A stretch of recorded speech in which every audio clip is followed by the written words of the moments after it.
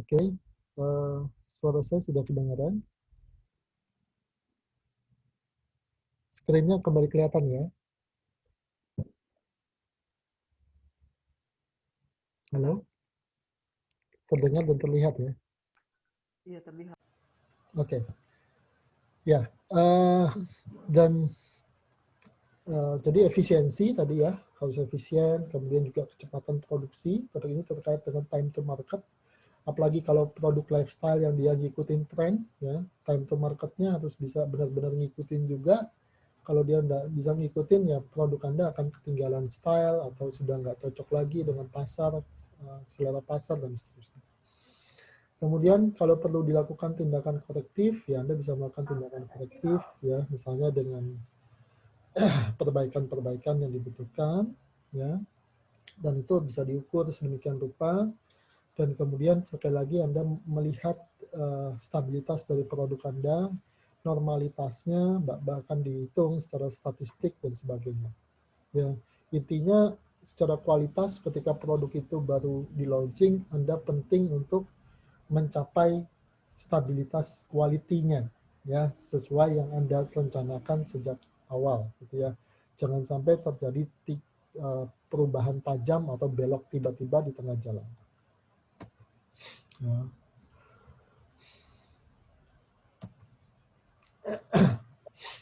Nah,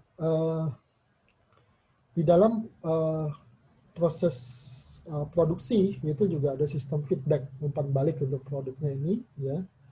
Jadi Anda bisa lihat mulai dari titik desain, produksi, ada titik pemantauan, pengapalan, kemudian hingga penggunaan oleh konsumen, ya. Ini ada kemungkinan-kemungkinan untuk umpan balik atau feedback, misalnya untuk pengembalian produk, gitu ya. Nah, kalau terjadi pengembalian produk, maka bisa dilakukan perbaikan atas produk itu, dilakukan tindakan korektif untuk produksi dan sebagainya, ya.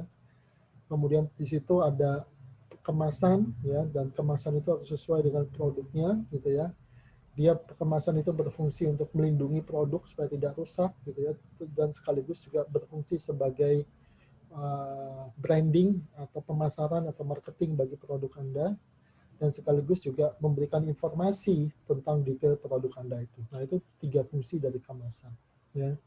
Kemudian juga user manual, ya, itu harus diperhatikan juga, ya. Produk-produk teknologi tinggi biasanya membutuhkan user manual, ya. Misalnya kalau mesin itu contoh sederhana harus ada wiring diagramnya, gitu ya. Diagram kabel-kabelnya itu kemana, gitu ya. Warna kabelnya apa, koneksinya kemana, itu harus ada, ya, gambar diagram teknisnya, ya. Kemudian juga proses-proses untuk mengatasi masalah-masalah ketika terjadi produksi, ya. Dan dari sisi keselamatan, safety, gitu ya. Jangan sampai nanti produk Anda itu tidak didesain dengan memperhatikan keselamatan pengguna, ya. Misalnya contoh sederhana dari sisi ergonomi, ya. Apakah produk Anda itu masuk dari sisi faktor ergonominya, ya. Ergonomi itu bagaimana produk Anda itu misalnya tidak berlawanan dengan nature atau kodrat dari sifat tubuh manusia, gitu ya. Jadi kalau dia dipakai, orangnya akan merasa nyaman, tidak merasa cepat lelah, tidak merasa cepat sakit, dan sebagainya, ya. Nah, itu ada feedback system di dalam produknya itu. Silakan kalau ada pertanyaan dulu. Nah, kemudian juga dalam sistem kualitas itu ada loss mitigation. Itu harus kita perhatikan juga, ya. Loss mitigation itu bagaimana memitigasi terjadinya kerugian, gitu ya. Ada kemungkinan nanti produk kita itu bisa menimbulkan kerugian bagi perusahaan. Ya, misalnya produk kita harus di-recall, ditarik secara besar-besaran, diganti, dan kalau kita tidak menanganinya dengan baik, mungkin akan timbul tuntutan konsumen dan sebagainya. Ya. Atau misalnya biaya perbaikan service center yang jauh lebih besar daripada profit yang kita dapat, gitu ya. Nah, itu harus kita mitigasi. Mitigasi itu maksudnya meringankan dampak negatifnya, itu dimitigasi. Ya. Dia kemungkinan besar akan terjadi, ada kemungkinan dia terjadi, tapi kita bisa mitigasi.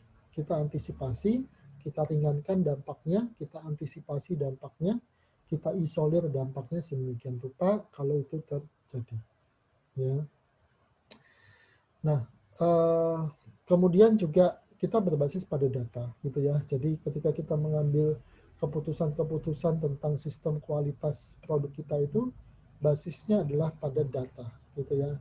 Kalau kita produksi sesuatu, misalnya lampu, gitu ya, basisnya adalah apa? Menentukan berapa lama level garansi, misalnya, atau berapa lama uh, apa itu uh, janji kita atas daya tahan suatu produk itu, kita berbasiskan pada data, ya, berbasiskan pada desain dari produk kita itu, pada data ketika kita merancang produk kita itu, dan pada apa itu uh, masukan atau inputan dari lapangan ketika produk kita itu sudah launching. Nah, kemudian juga warranty limit, ya, batasan garansi, gitu ya. Dari sisi eksternal, dari sisi konsumen, kemudian juga marketing, gitu ya, tentu akan lebih mudah menjual produk yang kita jamin sepenuhnya dibandingkan dengan produk yang jaminannya terbatas, gitu ya. Tapi dari sisi internal kita harus memperhatikan, misalnya apakah uh, jaminan atau garansi yang kita berikan itu dia tidak akan uh, menimbulkan satu kerugian tertentu di dalam operasional bisnis kita. Ya, misalnya kita menjanjikan garansi yang ternyata secara teknis bagian servis kita tidak bisa mengerjakan atau melakukannya. Atau kita menjanjikan garansi yang ternyata akan menimbulkan biaya perbaikan yang sangat besar yang merugikan perusahaan kita.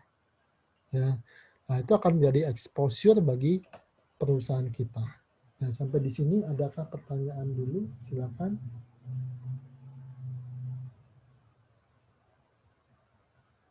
Tidak ada, Pak. Oke.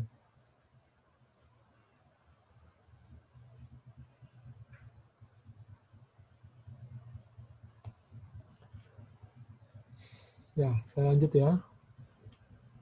Nah, kemudian juga produk itu tentu akan mengalami perbaikan-perbaikan, perubahan-perubahan, ada version-version baru yang versi-versi baru yang muncul dan seterusnya.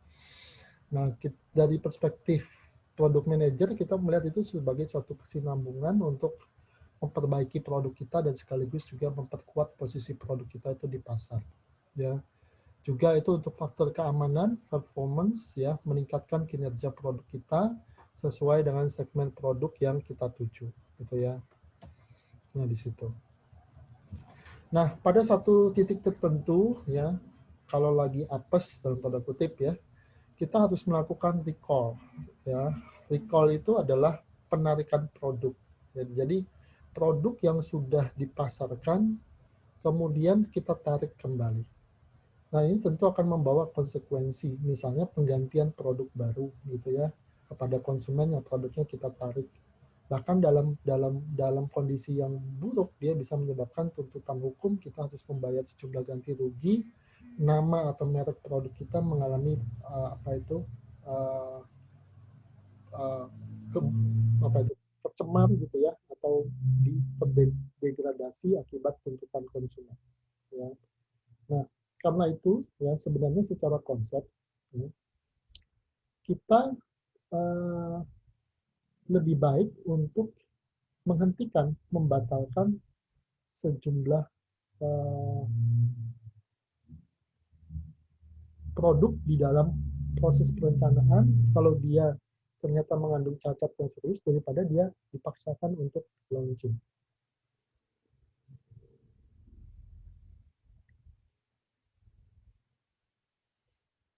Oke, kira-kira ada komentar, silakan.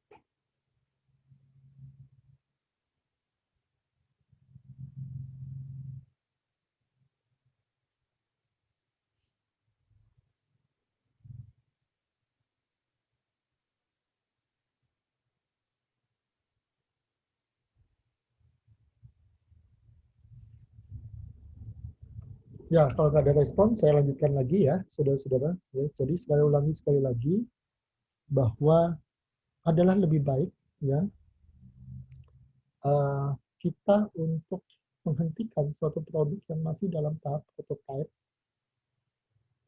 daripada produk itu kemudian udah launching ternyata ada masalah besar dan kita harus recall. Kadang-kala kan perusahaan itu merasa aman ya, oh nanti ini sudah sampai pada tahap prototype kok gitu ya. Dan kemudian ini sudah mengeluarkan biaya besar untuk pengembangannya gitu ya. Wah, eman kalau produknya nggak sampai launching, biaya pengembangan produknya kan sia-sia gitu ya. Nah, kemudian dipaksakan untuk tetap launching dengan harapan apa itu cacat produksi itu misalnya bisa ditangani sambil jalan. Ya, nah itu berbahaya sudah. Ya, Anda lebih baik melakukan apa itu istilahnya sunk cost. Sunk cost itu membiarkan biaya tertentu itu tenggelam. Ini kenapa ya? Kok berhenti? Enggak. Kok tiba-tiba screen share-nya pause? Ini muncul lagi ya? Muncul, Kelihatan ya? Pak. Ya, di monitor saya screen share-nya tiba-tiba berhenti, tiba-tiba screen share pause. Oke. Nah, daripada Anda memaksakan produk yang ada masalah, bakal Anda tahu ada potensi masalah untuk di-launching, lebih baik nggak usah di-launching. Daripada dia kemudian ada recall. Walaupun Anda berpikir wah bahwa biaya pengembangan produknya ini sudah besar dan kemudian ada sunk cost yang Anda harus kehilangan. Sunk cost itu jadi biaya pengembangan produk yang kalau Anda nggak launching misalnya atau Anda nggak jalankan itu ya akan hilang gitu ya, nggak bisa kembali gitu ya. Salah satu contohnya adalah biaya pengembangan produk. Nah, di situ kemudian Anda harus memantau sedemikian rupa ya supaya dia tidak uh, menimbulkan masalah pada perusahaan di kemudian hari. Karena kalau dia sudah kadung di tangan konsumen, kemudian di recall, itu risikonya jauh lebih besar dibandingkan dia masih prototype, kemudian meskipun Anda tahu Anda sudah keluar biaya besar untuk mengembangkan prototype ini, kemudian itu Anda hentikan. Dibandingkan kalau dia sudah kadung launching. Ya. Kalau dia sudah kadung launching, itu biayanya akan jauh lebih besar. Kenapa? Karena di situ ada risiko nama baik Anda. Kemudian ada biaya penarikan produk yang mungkin jumlahnya ribuan bahkan jutaan yang Anda harus lakukan terhadap konsumen. Dan itu berpengaruh terhadap nama buruk produk Anda. Ya. Dan penarikan produk itu juga biasanya akan disertai kompensasi, ganti rugi, dan sebagainya. Tentu akan membebani biaya finansial Anda. Nah, tapi kalau recall itu pun harus terjadi, gitu ya, maka Anda bisa mempersiapkan recall dari produk Anda itu dengan mempersiapkan titik kontak. Nah, intinya konsumen mau mengembalikan produk Anda itu ada titik kontak yang jelas. Dan proses bisnisnya harus jelas, clear. Dan yang terpenting apa? Jangan sampai konsumen merasa kesulitan. Misalnya di pingpong sana-sini gitu ya, untuk bisa mengembalikan produk itu nggak jelas. Harus jelas, titik kontaknya di mana, kemudian penjelasannya, produk mana yang bisa dikembalikan, kompensasinya apa, itu harus jelas. Ya. Harus ada tindakan-tindakan terukur yang Anda lakukan, prosedur-prosedur, ya. Dan kemudian Anda melakukan acknowledgement juga kepada publik, gitu ya, bahwa memang ada produk yang Anda recall, tipe produknya tapi ini, supaya jelas, ya. Dan itu penting ya, kejelasan dari mana produk yang dari recall itu penting. Kenapa? Karena seringkali produk yang tidak diikut di recall itu juga kena imbasnya. Ya, misalnya ada sebuah mobil yang di recall di Eropa, mobil itu ada di Indonesia juga. Itu dia sempat kena imbasnya juga, dikait-kaitkan kalau waktu itu terjadi kecelakaan, dikaitkan dengan apa? Recall apa itu produk yang ada di Eropa itu. Nah, itu akan jadi masalah tentu saja. Ya, dan harus jelas sehingga apa? Media, masyarakat, publik, media massa, ya, media sosial juga tahu bahwa oh ini ya di recall, yang itu nggak ikut di recall, itu produknya aman-aman aja. Bisa terjadi karena dalam satu produk yang sama itu ada varian-varian dan hanya varian tertentu aja yang misalnya ada cacatnya harus di recall. Ya. Kemudian harus jelas compensation-nya dan ada langkah untuk closure. Closure itu menyelesaikan itu, gitu ya. Bagaimana langkah Anda untuk menyelesaikannya?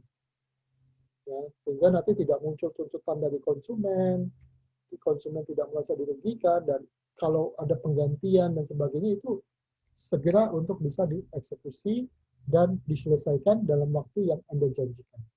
Yang ada closure, langkah penyelesaian sampai dia benar-benar finish secara tangible. Ya. Dan dalam recall itu kita juga menentukan apakah recall itu dibutuhkan.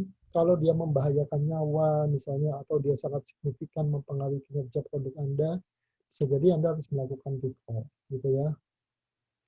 Dan dari sisi internal perusahaan, Anda harus menghentikan produk sampai masalah dari produk yang ada cacatnya atau produk yang hendak di recall itu sudah diperbaiki. Ya. Dan ada penugasan, jadi ada staff yang khusus menangani recall tersebut secara dedicated, gitu ya, sehingga tidak terjadi seperti yang saya bilang tadi, di pingpong sana sini konsumennya nggak jelas mau mengembalikan produknya kemana, atau dari pihak perusahaan sangat slow respon karena karyawannya yang mengerjakan itu double-double dengan kerjaan yang lain. Kalau bisa dia dedicated khusus menjadi atau khusus atau dedicated menjadi recall officer, ya. Dan kemudian juga melakukan langkah-langkah yang eksternal, yang tangible, yang menunjukkan itikat baik perusahaan, menunjukkan bahwa perusahaan itu bertanggung jawab, jujur, ya, dan itu harus dikomunikasikan kepada publik, biasanya dengan mengundang media massa, dengan menggelar konferensi pers, gitu ya, dengan memberikan penjelasan secara transparan dan detail di website perusahaan, di media sosial perusahaan, memberikan kontak call center perusahaan, kontak email, WA, dan seterusnya. Ya. Dan melindungi sebisa mungkin perusahaan kita dari tuntutan hukum, gitu ya, dari hal-hal yang bisa merugikan kelangsungan bisnis perusahaan kita secara signifikan, gitu ya. Misalnya dalam case yang terburuk, kita dituntut untuk apa itu, mengganti rugi misalnya, atau dituntut perusahaannya dituntut sampai bangkrut, gitu ya. Wah, itu kan jadi nightmare, jadi mimpi buruk, ya.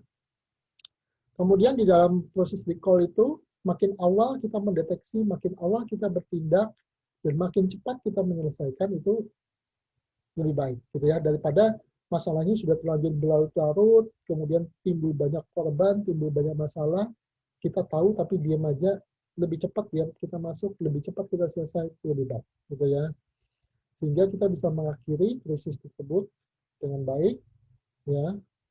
Dan makin lama kita menyelesaikan recall itu, misalnya kita buat berlarut-larut, tidak ada statement yang resmi, ngulur-ngulur waktu, gitu ya, maka dia akan berasosiasi juga dengan makin banyak biaya yang harus dikeluarkan oleh perusahaan terkait dengan recall itu. Karena contoh yang paling sederhana, dengan recall tersebut, makin banyak yang pakai, kan seiring dengan waktu, ya kita harus makin banyak merecall, makin banyak mengganti, dan tentu biayanya akan lebih mahal, lebih besar dibandingkan kalau kita cepat melakukan recall.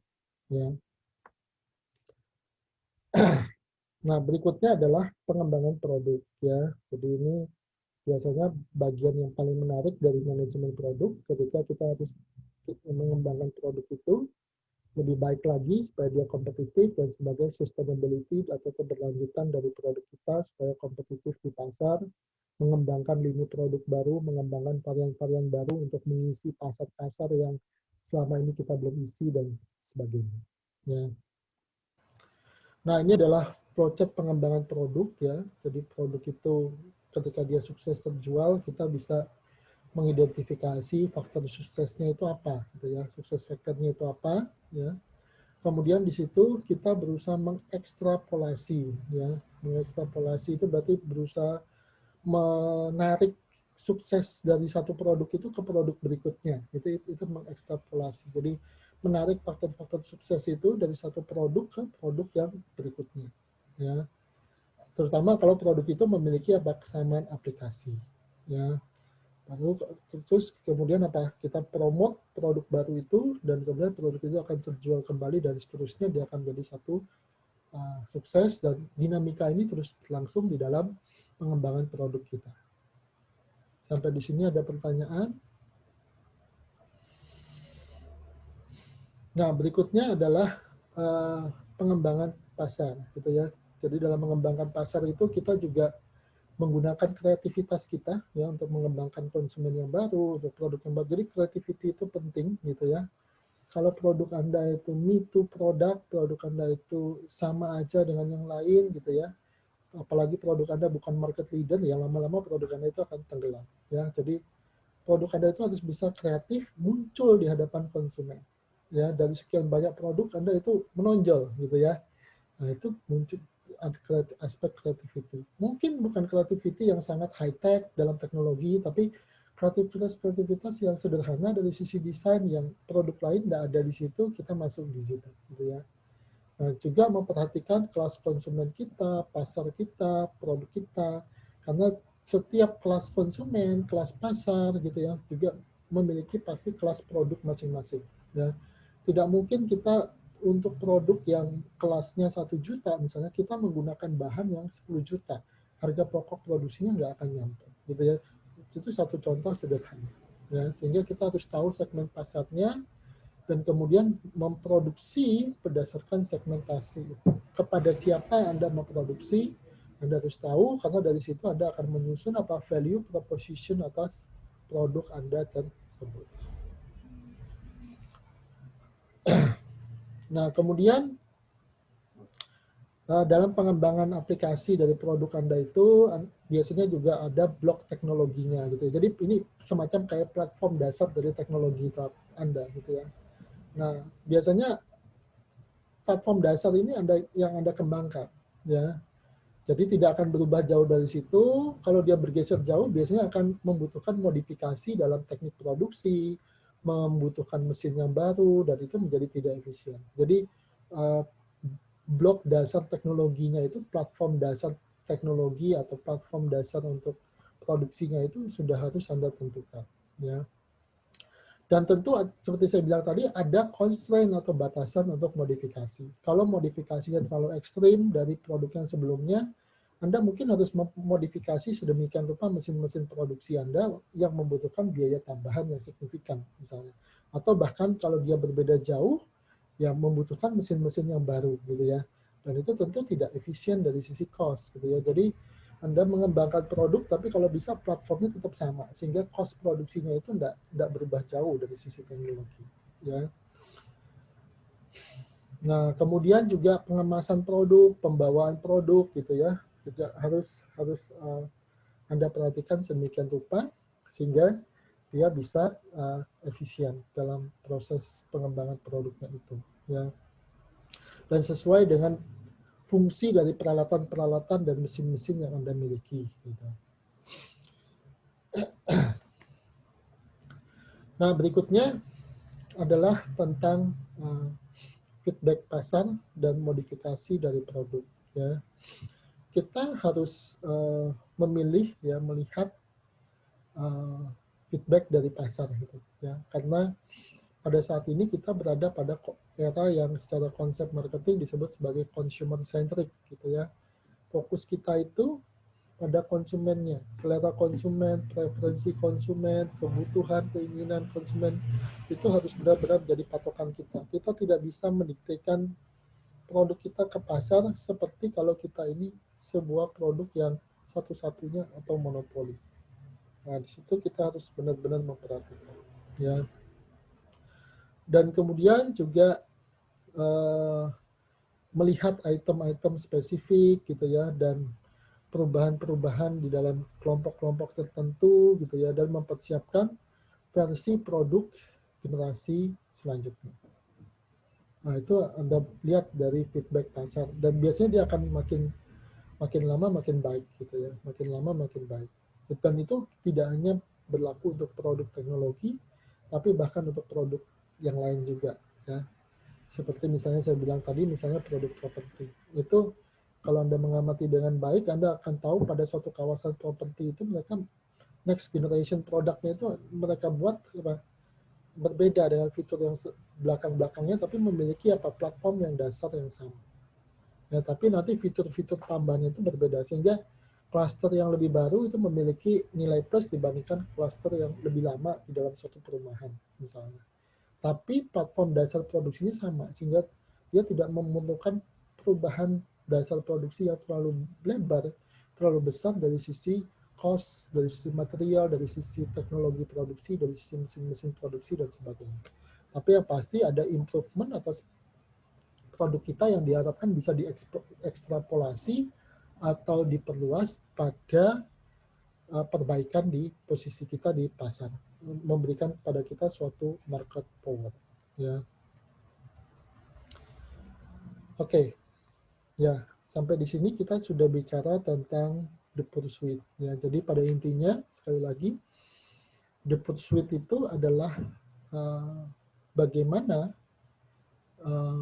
perusahaan kita itu setelah melaunching suatu produk, hal-hal apa yang harus kita perhatikan, hal-hal apa yang harus kita kejar, hal-hal apa yang harus kita jaga setelah launching produk kita itu, supaya bayi dari produk kita itu bisa menjadi besar, menjadi kuat, gitu ya, menjadi matang di pasar, gitu ya. Apa yang harus kita lakukan untuk memelihara supaya apa, produk yang kita baru launching itu bisa berjalan on the track, sesuai dengan tracknya, sesuai dengan apa itu, keinginan kita akan sebuah perusahaan yang memiliki sustainability, atau suatu perusahaan yang memiliki suatu keberlanjutan atau going concern itu tadi, ya. Nah, itu topik yang kita pelajari dalam The Pursuit. Oke, silakan teman-teman, ada pertanyaan? Ada pertanyaankah sampai di sini? Nggak ada, Pak. Oke, Belum ada, Pak. Oke, ya kalau tidak ada, saya akhiri kuliahnya sampai di sini. Saudara-saudara, silakan nanti bentuk ujiannya ditanyakan ke PJMK ya. Anda tahu PJMK mata kuliah ini kan? Pak Dudi. Betul ya, tanyakan ke beliau bagaimana bentuk mata ujiannya. Oke, sampai di. Baik, Pak. Oke. Pak, mau tanya, Pak. Oke. PPT-nya itu diupload ya di ULS? Ada di ULS kok. Ada. Oh, ada ya? Ya. PPT-nya ada di ULS. Kemudian harusnya kan Anda tahu juga, Zoom ini kan, tahu Zoom saya dari mana? Dari ULS kan? Iya, ada dari grup sih, Pak. Oh. Dari grup kelas. Oke. Di ULS kok. Jadi saya naruh Zoom itu di ULS. Kalau saya sih, karakteristik saya pasti, saya kalau kuliah itu Zoom gitu ya, sinkronos gitu ya. Kecuali ada halangan tertentu yang saya tidak bisa hadir dan tidak memungkinkan ada kuliah pengganti gitu ya, baru saya bikin asinkronos dalam bentuk rekaman. Tapi sebisa mungkin saya tetap sinkronos dalam bentuk Zoom, dan itu saya taruh di ULS, karena biar gimana Zoom itu kan memungkinkan, kalau sinkronos itu memungkinkan satu interaksi kan, Anda bisa bertanya dan sebagainya, walaupun mungkin yang tanya juga tidak banyak gitu ya, tapi paling tidak ada interaktivitasnya, dibandingkan kalau Anda cuma rekaman video, dan belum tentu juga rekaman videonya ditonton gitu kan. Oke, sampai di sini ada pertanyaan dulu? Nggak ada, Pak. Oke, kalau nggak ada lagi, saya akhiri kuliahnya. Jaga kesehatan baik-baik. Pandemi di ini belum akan berakhir gitu ya. Anda mungkin sudah stres, sudah bosen di rumah terus gitu ya. Tapi demi keselamatan Anda, jangan kesana kemari dulu, karena sudah terbukti bahwa si COVID ini bisa menyebabkan kematian dan bahkan terjadi pada orang-orang yang terkenal gitu ya. Sekarang ada yang meninggal juga kena COVID itu. Saya sih, ya kalian sih siap-siap aja bahwa semester depan pun mungkin akan kuliah online lagi mungkin gitu ya. Tapi ini bukan keputusan universitas ya, ini prediksi saya. Kalau dari saya ini kan senang mengamati media dan sebagainya itu. Dari pengamatan saya dengan perkembangan COVID dari hari ke hari belum ada perbaikan. Saya kira sampai Juni 2021 itu baru nanti ada suatu vaksin yang mulai tersebar, dan di situ mungkin nanti baru nanti pelan-pelan bisa kumpul secara fisik lagi, dan berarti itu pada semester berikutnya setelah Juni 2021. Itu prediksi saya. Bisa benar, bisa meleset. Dan sekali lagi ini bukan keputusan universitas, tapi hanya pengamatan saya, pembacaan saya dari media massa yang saya amati gitu ya. Bisa meleset, bisa juga enggak gitu ya. Ya silakan aja nanti diamati. Ya, saya pikir itu dulu. Selamat siang semuanya teman-teman. Thank you. Selamat siang semuanya. Terima kasih. Yang Pak, terima kasih. Ya, Makasih, Pak. ya, Makasih, makasih. Pak. Thank you. Terima kasih banyak, Pak.